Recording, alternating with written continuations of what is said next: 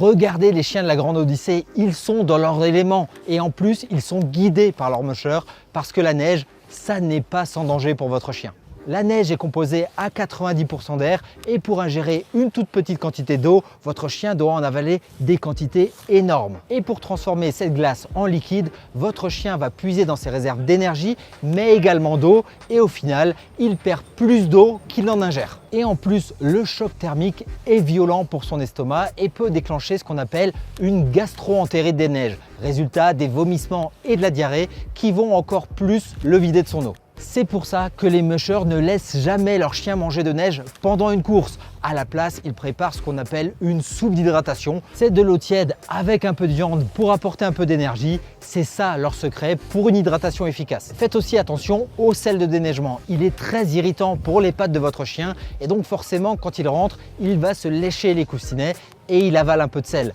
Et le sel, c'est toxique pour votre chien. Alors rassurez-vous, les intoxications mortelles sont très rares car il faut de grandes quantités, mais ingérer cette petite quantité de sel tous les jours, ce n'est pas bon pour votre chien. Ça irrite son tube digestif, ça le déshydrate un petit peu et ça peut engendrer des problèmes rénaux. Mais attention, il y a un vrai danger mortel immédiat pour votre chien en promenade, c'est l'antigel. C'est le liquide de refroidissement qu'on utilise pour protéger les moteurs et on l'utilise aussi parfois en spray pour dégeler les pare-brises. À la montagne, on en trouve souvent près des parkings ou près des garages. C'est un produit qui a un goût très sucré et qui attire énormément les chiens.